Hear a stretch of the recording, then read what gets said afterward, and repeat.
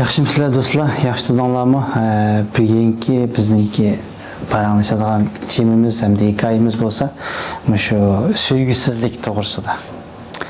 Sevgisizlik jamiyatimizda shunday bir hamda odamlar bor, ham ba'zi vaqtlarda o'zimiz shunday qolib qolamiz. Sevgisizlik. Masalan, bir odamdagi bo'lsin, bir narsalar bo'lsin, hech qachon bir mehrimizni berolmaymiz, ko'nglimiz tushmaydi. Nihoyat yaxshi, nihoyat bir yaxshi axloqli bir odamlarni ba'zi vaqtida suyishga tegishli odamlarni suyolmay qolamiz ekanda. Kuyinishga tegishli insonlarga kuyinolmay qolamiz. O'zimiz xohlaymiz, lekin odamni yaxshi ko'rishni, suyishni, kuyinishni, lekin qalbimizda qat'iy muhabbatdan bir soya yo'q vaqtlar bo'lib qoldiki. Nihoyat sovuq mijoz, hech kimga ko'ngil berolmay, suyolmay, birasining beshini silayolmay, yiqilgan odamni qo'poramay, bir kesakdak bir odamga aylanib qolgan vaqtlarimiz bo'ldiki. Shunday bir insonning hikoyasi. Bir inson borki, xuddi shunday bu inson nihoyat sovuqqon, nihoyat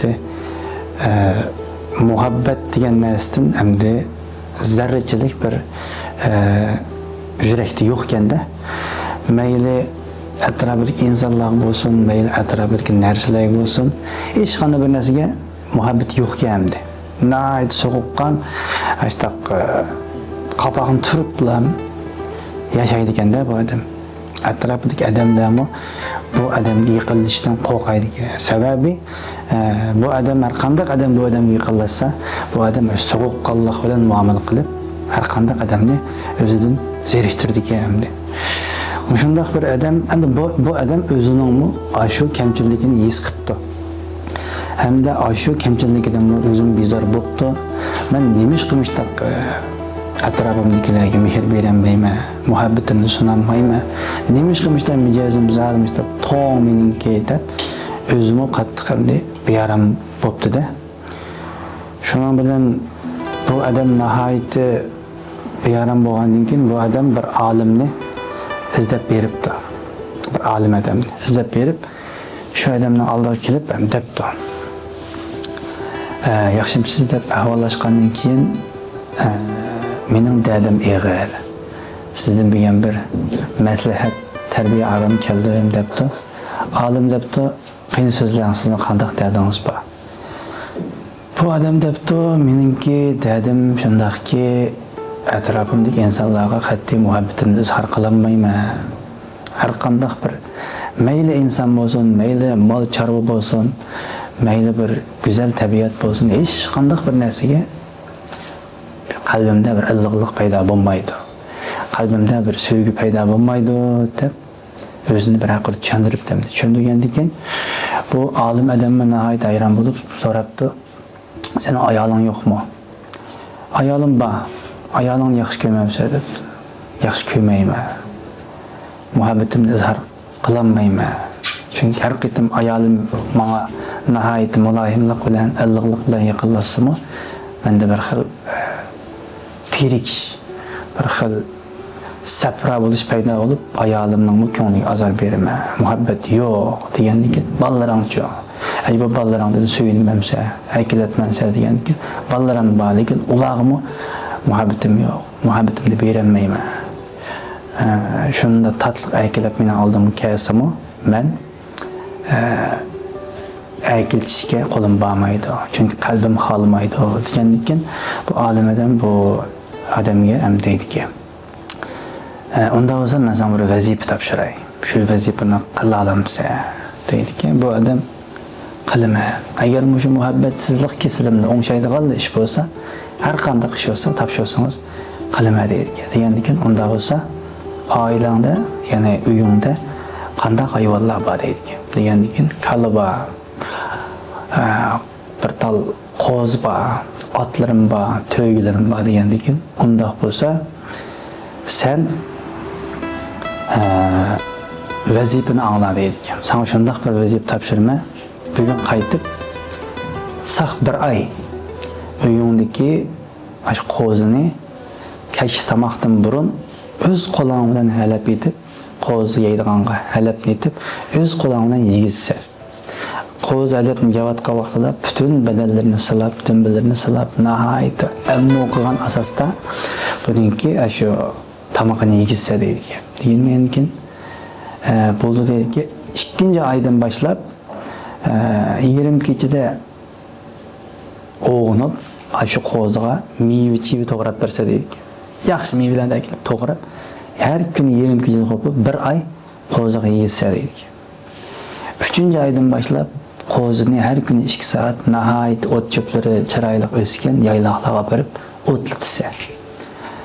4-oydan başlap ya qo'zini o'zingning yatadigan yeringga akirib yotqizsa, yoki o'zing qo'zining yiniga chiqib, ashaga o'rinsib, ashada yotsa deydi. 5-oydan başlap qo'zini so'ysa deydi. So'yib go'shining yerimini qo'shni qo'limdan taqitsa, yerimini o'zing oilangni bolalarga yeysa. Mana shu vazifa deydi. Desa, bu odam bo'ldimi, shuni qilsam menda muhabbat paydo bo'lamda degandan keyin sen başta kıl, anadaki neticesini göremiz deydik. Buldu da bu adam alimden elinden çıkıp gidip alim degandek günlü geçti aldıydı ki bir ayda keç tamaktan burun qo'ziga öz qo'li bilan halab etib dümbelerini silab nahayet mehribanligini bildirdik. 2-oydan başlap her gün 20 kechada qo'yib qo'ziga meva to'g'rab berdik.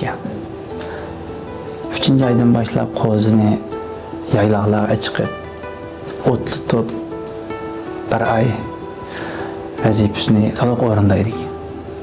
4-oyda qo'zininki xotinninki bir yerini pakiz tozalab, yangi samallarni qo'yib, o'rinlarni silib, qo'zining qishida bir oy yotgan kechasi.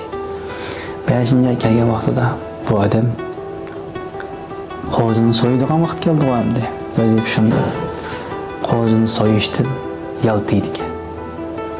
Yaltayib so'ymasam bo'lmasmi? To'xta. Men buni so'ymayman. Mana shu olimni qiziq berib, olimni qoyil qilaman. So'ymayman deb olimni qiziq kiradigan endi deydi. Mush qo'yni so'ymasam bo'lmamdi. Degankin olimdan deydi, yo'q, qatti bo'lmaydi. Cho'qim so'yishim kerak. Vazifamni to'liq o'rindayman deyotgansa, muhabbatga erishmayman deyotgansa, qo'zini cho'qim so'yishing kerak.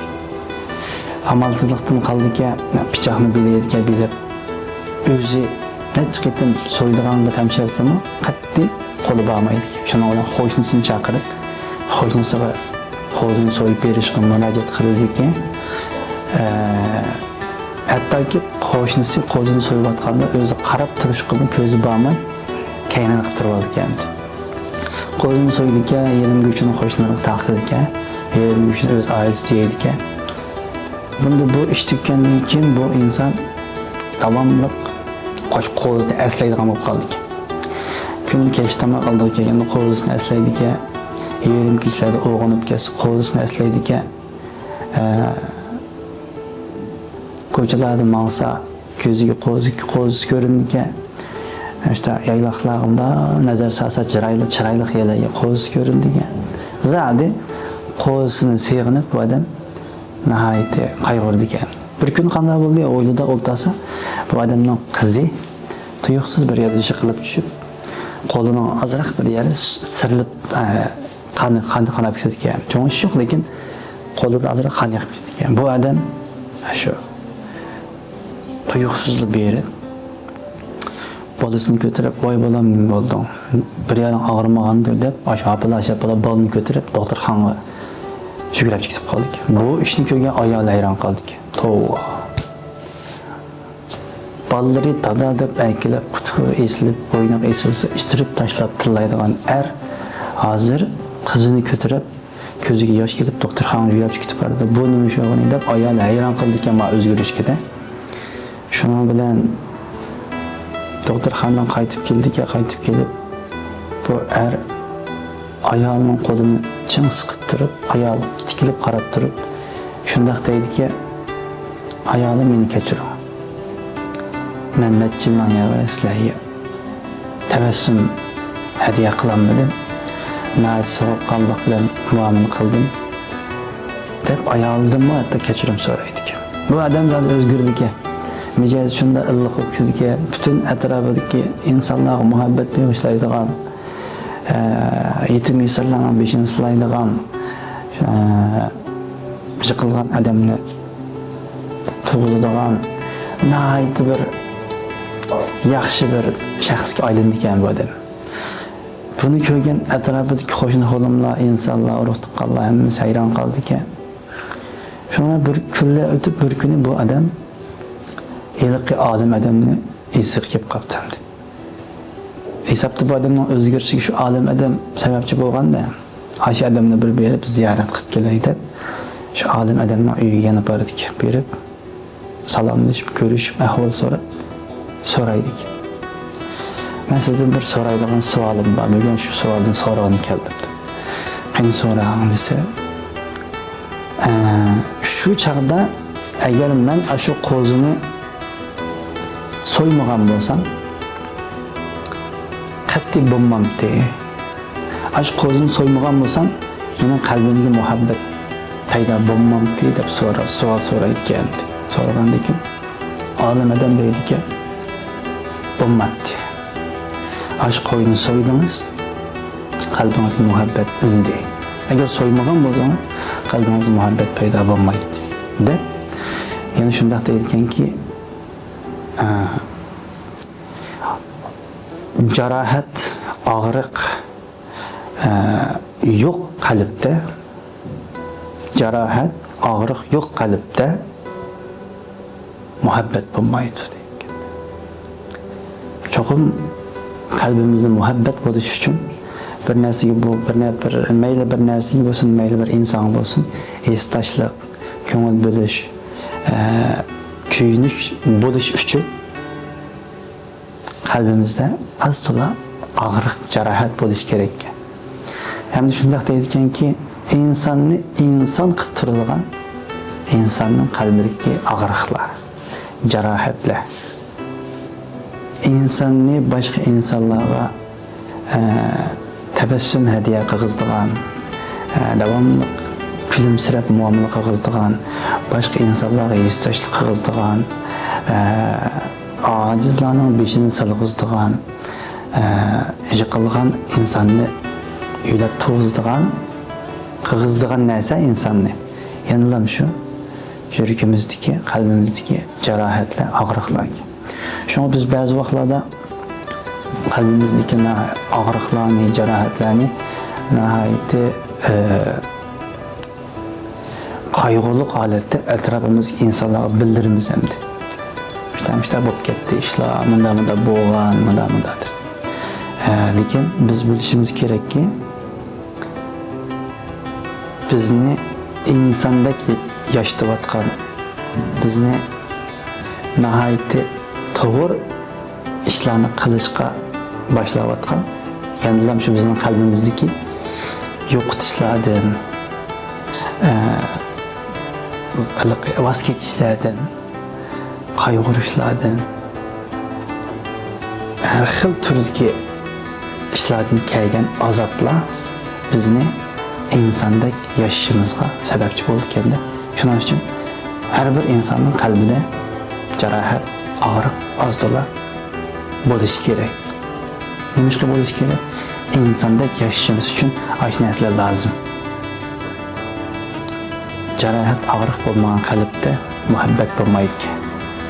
Bugungi hikoyamiz mishada oxirlashdi. Bu hikoyadan do'stlarimningki o'zi to'g'ri ko'rgan ba'zi bir yaxshi bo'lgan mazmunlarni his qila olishini chin qalbimdan umid qilaman. Rahmat.